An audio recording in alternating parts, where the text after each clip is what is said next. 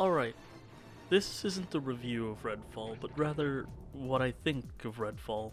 I'm sure by now most people know who made Redfall and who published it, so I'm not gonna go into that. I think Redfall is monotonous. I think it's mediocre. Maybe even less than that.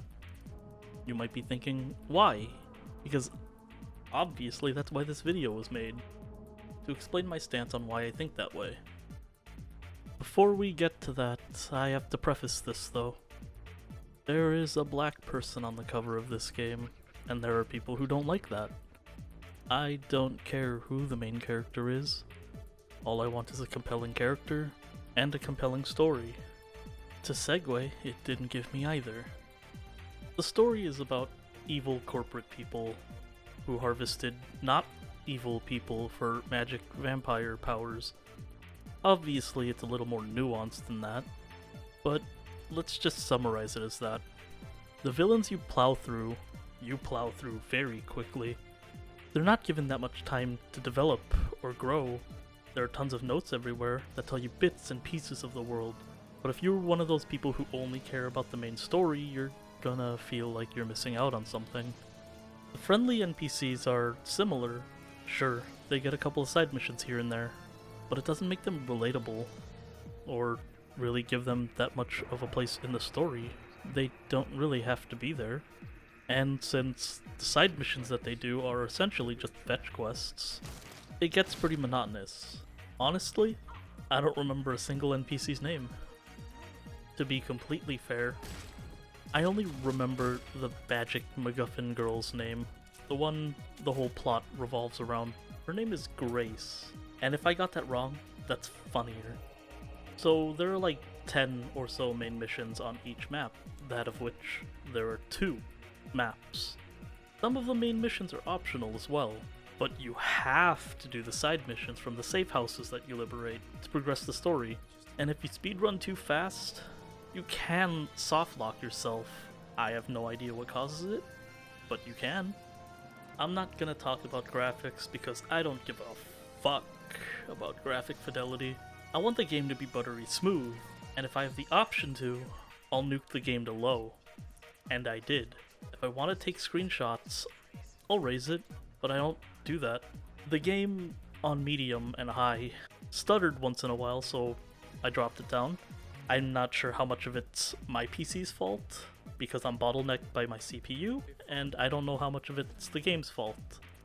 So I'll talk about art direction instead. I don't really like it. I don't hate it. It's there. It's inoffensive. I'm not gonna go out of my way to say, whew, god damn, this game makes Wind Waker's cell shading look like shit. This game has an art direction, and it stuck with it, and more power to them for that. So where does that leave me? Oh yeah, the most important part of any game. The game. Play. Okay. It's not the worst thing I've ever played. It's not the best thing I've played. It runs this fine line of subpar to par. You get exactly what you're looking for from the trailers. I do have my gripes with it as well. I have no idea who the audience for this game is. Is it aimed at the looter shooter people? How? The only differences in the endgame weapons is how much more damage the higher level one does to the lower level one.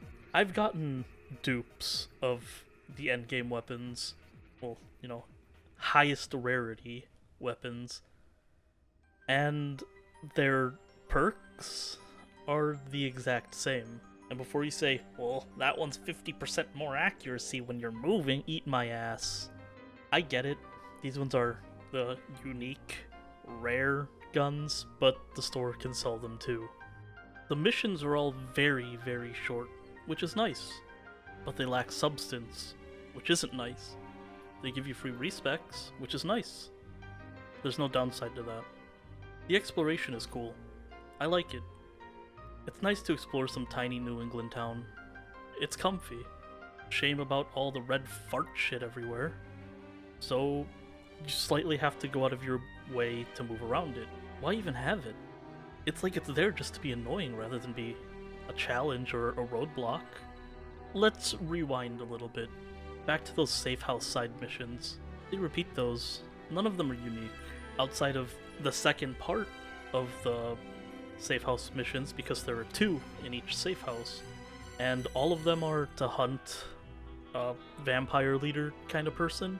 They're sort of unique. You can literally just walk up to where that vampire is and use the UV gun and instantly kill it, pretty much. That's pretty cool that you can do that. It lacks challenge, but it's cool. The UV gun's cool. Reminds me of my favorite game, Boktai. It's like the Gun del Sol, except less cool. It also doesn't recharge using sunlight. They could have done that. They could have made a really strong gun that fires sunlight. And then you can only reload the ammo during the daytime. Whatever, that's neither here nor there. Speaking of unique vampires, enemy variety. Yeah, there's a huge lack of that. For regular human enemies, they're all essentially the same thing. Except for the one guy that has a megaphone. Calls in more enemies. I mean, there's a shotgun guy, an assault rifle guy, a sniper guy, so on and so forth.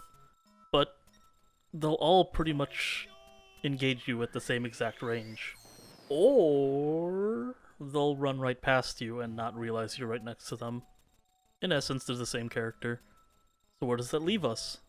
Vampires, the actual thing we're supposed to be fighting. There's like 5 kinds of them. We can sum it up like this. There's the regular mook vampire who runs at you and hits you with melee, teleports behind you, all nothing personnel, kid kinda enemy. They actually look pretty scary on low settings because their textures look weird. There's the drain vampire, which drains your health from range. It sucks you. You can literally just walk up and shotgun them, they'll stagger. Then there's the pull vampire. It pulls you to suck your neck. Don't come to my house or else I'll suck your dick. Blood. I'll suck your blood.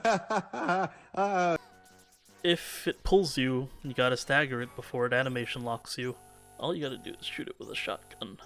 Most of these enemies can get shields. The shields are kinda lame because you can just walk into them and then shotgun them a bunch of times. But hey, it's something. Then there's the exploding enemy, because every game's gotta have one of those. You shoot them, they explode. They get too close, they explode. Then there's the Rook. The Rook drops endgame max rarity weapons. You can find him by doing main and side missions, and filling up this little bar. You can also fill up the bar by killing non-mook vampires. He's kinda tough, probably the hardest enemy in the game. Even more so than bosses. I'm not gonna spoil the bosses, but I will spoil this.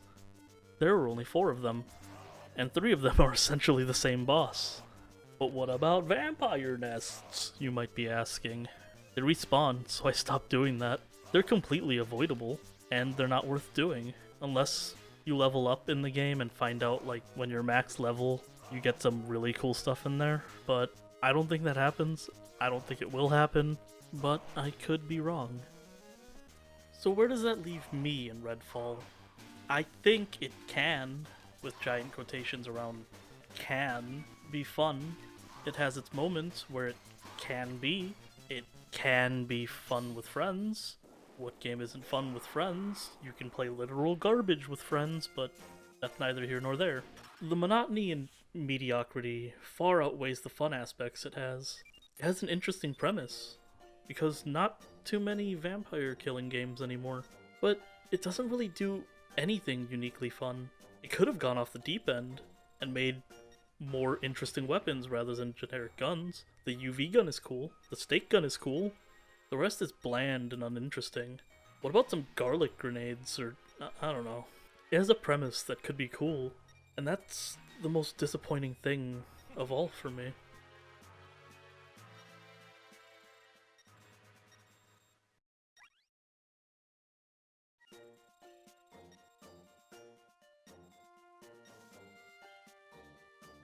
May the sun be with you.